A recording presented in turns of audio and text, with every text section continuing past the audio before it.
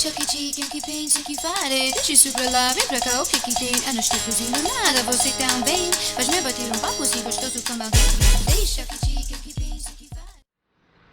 When I say the word sugar, you're probably thinking fine, white, powdery stuff or fine-grained stuff. But for a long time, that's not what would come into most people's minds. This is a product called Muscovado. It feels like wet sand. It's grainy, it's coarse.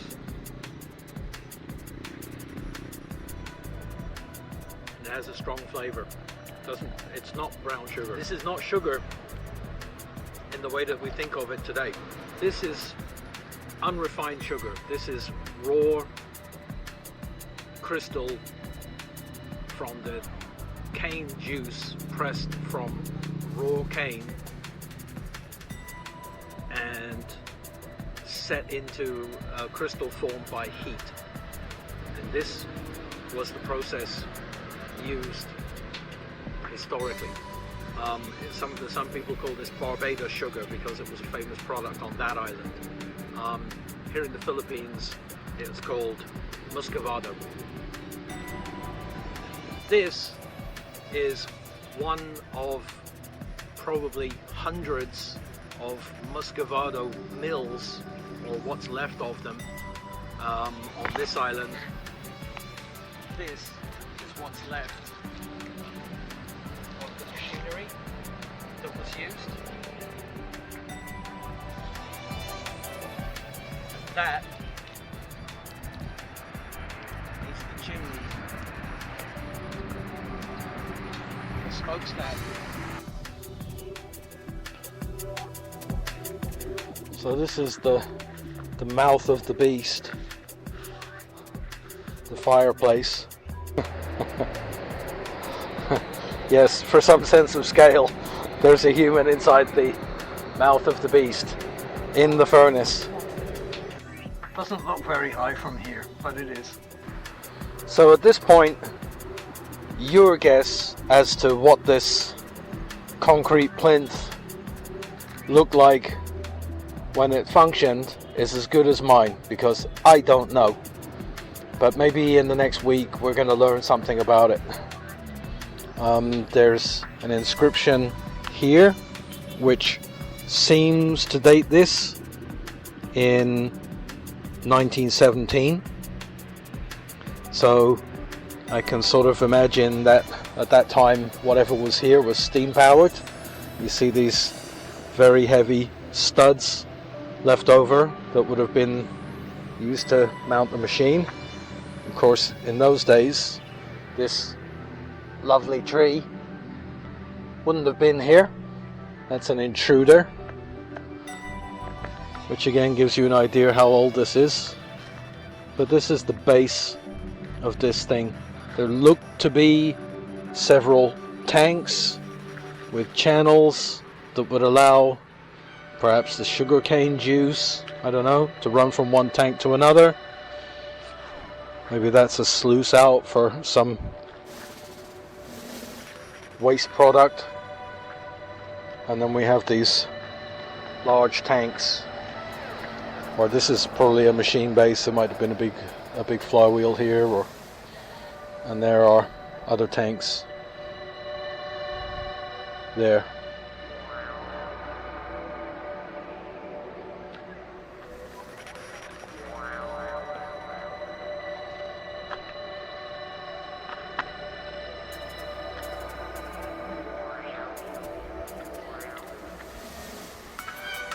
And there, of course, is our smokestack.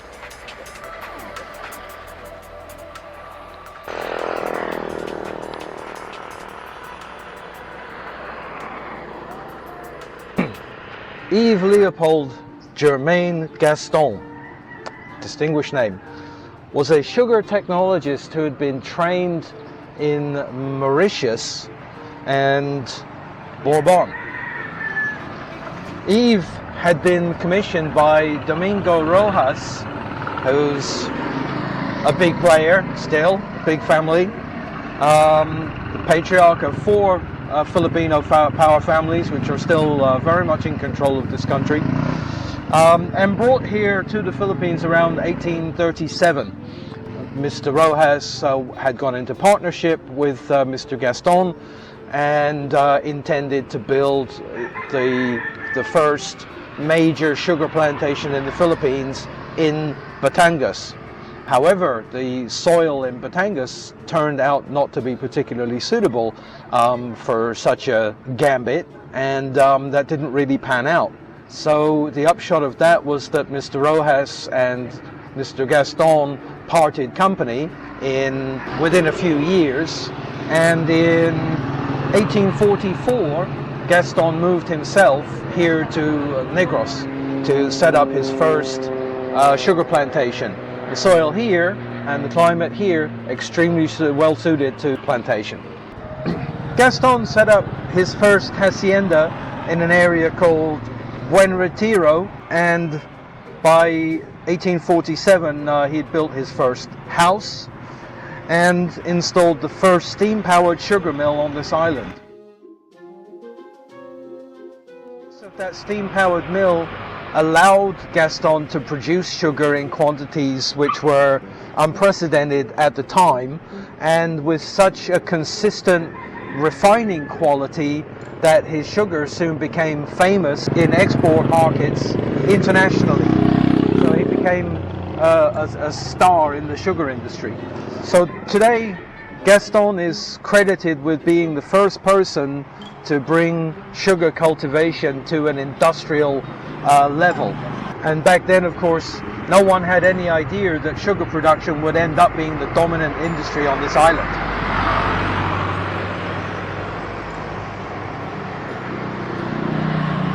Sometime around the turn of the century, Yves had decided that it was too far for his children to move from the hacienda every day to the schools here in Salai City, and then they decided to buy a lot and build a house. Well, slightly different scale from what you or I might hope to achieve in our lifetimes. We are almost a kilometer from the coast, but Gaston bought an entire lot from this street all the way to the coast and built this fine house here to live in.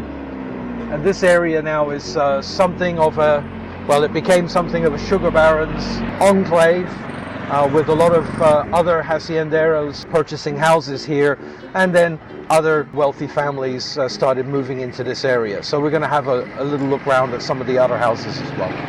And you can see here the gardens are quite nice, and what's left of a sort of a gazebo thing. You can just imagine they would have had some very nice and very fancy soirees in the afternoons, perhaps.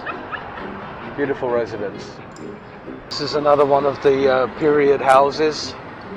You know, what Gaston started with his first successful plantation and mill very quickly grew into a major industry. Gaston's house this is just around the corner from Gaston's house.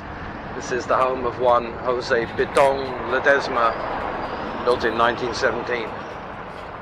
We wondered what they're growing cane from. These are the saplings. These are cut from the top of the canes during harvesting, and these are just planted in back into the soil. Just get sprouts growing out of the top, and they just grow into new plants. So there you go.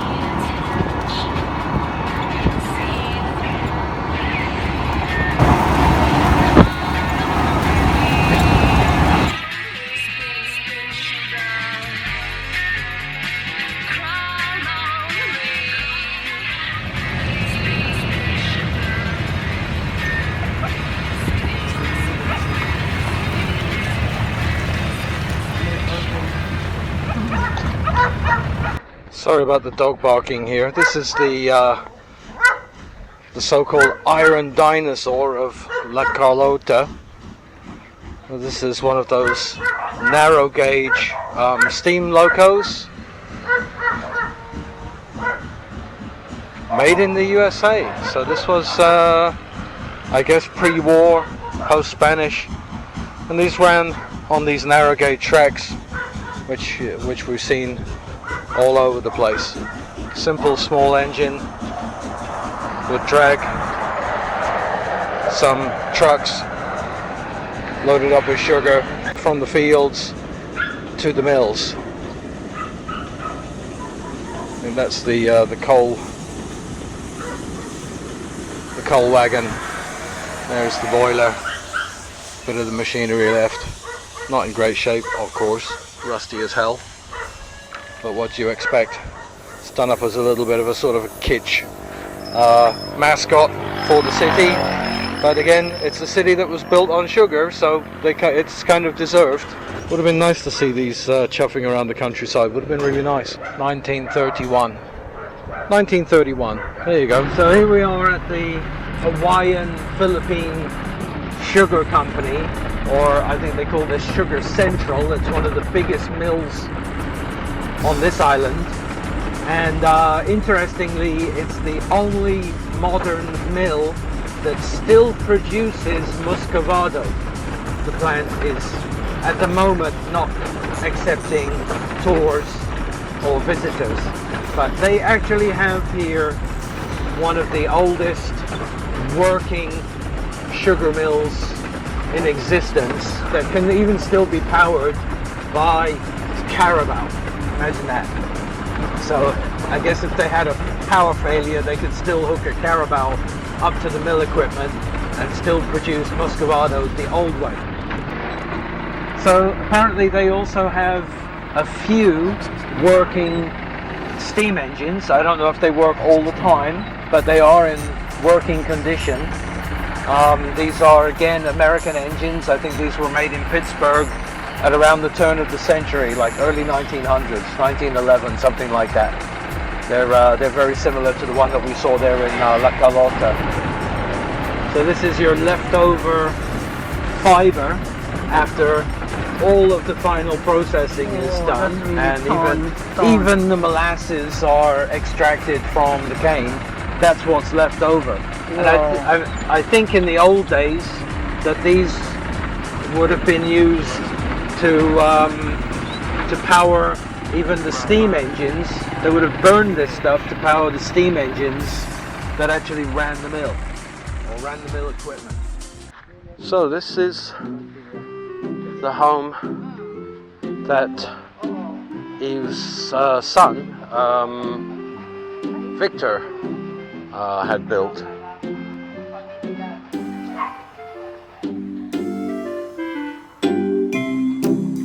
Another impressive house with a formal lawn, and there is still a Gaston in residence here, though he's retired and 89 years old, but it is an active family home. It's not a museum, and I don't think it's open for tours, which is probably a shame. But again, this gives you an idea of the sort of money that was in the sugar business. This is quite literally the house that Sugar built.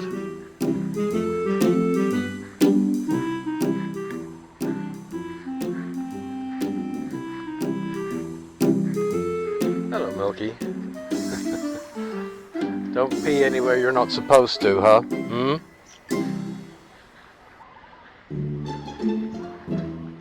Yeah. Impressive. Obviously it's seen better days. Could use a little repair here and there. But still, for being 100 years old, well, yeah. I hope I look that good when I'm 100. Interesting. Look at that. It's a concrete boot. So that's a playground for Gaston's kids. Yep. 1803 is the first arrival here, and 2018 was their last family gathering for the Gastons. Wow. That's an old tractor. Yeah, the solid paddle wheels. Wow. That's an antique.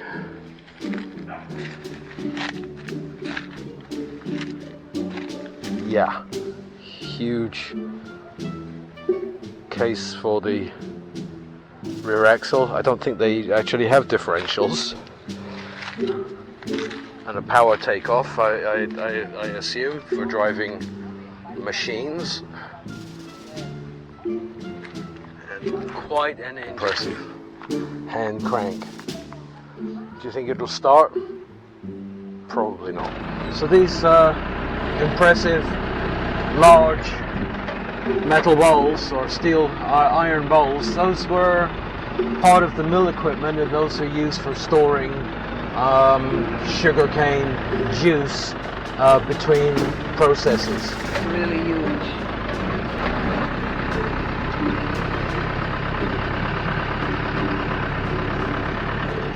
There's the old machine. Have it. This is the original. This is OG. This is the first one on this island. Quite probably the first one in the Philippines. We're not sure, but definitely in this time frame. Yeah. So this is a steam-powered mill. Obviously, the steam engine isn't here. One of the other machines that I've seen was probably belt driven. This one might also have been a belt drive machine. Ah, so this is the steam cylinder, and that would have driven this wheel, correct?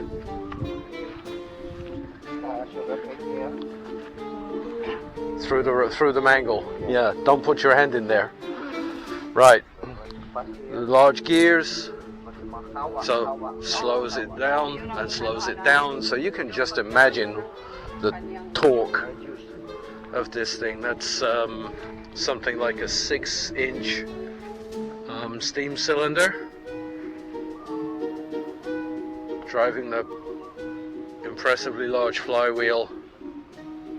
What looks about a 10-to-1 gear ratio and another 10-to-1 gear ratio, sort of like 100-to-1. So 100 times the torque of a 6-inch steam cylinder, and the rollers are geared together. You can see the bearing blocks for them, and the phase gears to rotate the rollers at the same speed and in phase, and quite possibly the outlet there for the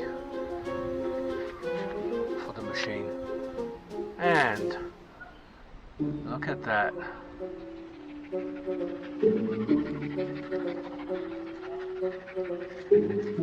That's Whitkin, Knoll and Co. of Glasgow. There you go, right back to the beginnings of the steam age. Robert Louis Stevenson and so on. Look at that. Very impressive. Hun, would you just come and stand in front of the machine for a little scale? Otherwise you can't tell how big it is. No? Okay. Yeah. Don't put your hand in there. Yeah, this is where the Yes, sugar cane that's where you comes feed the cane in there. Would that be where the juice would come out? There? Yeah, from here. Right. Down there. Yeah. With all the big kawa. Right. The boiler here. Yes. So there was a big hose or to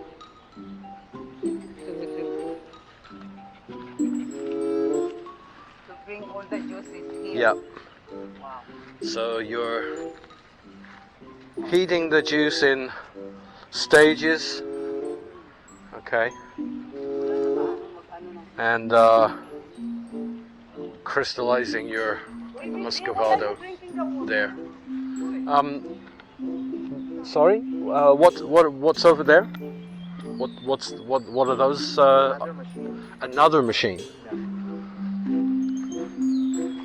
Is that a more modern one?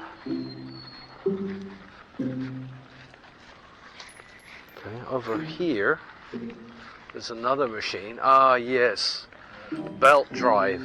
So this would have been electric, perhaps, or For the machine. yeah, yeah. So this one looks to be a little bit Yes.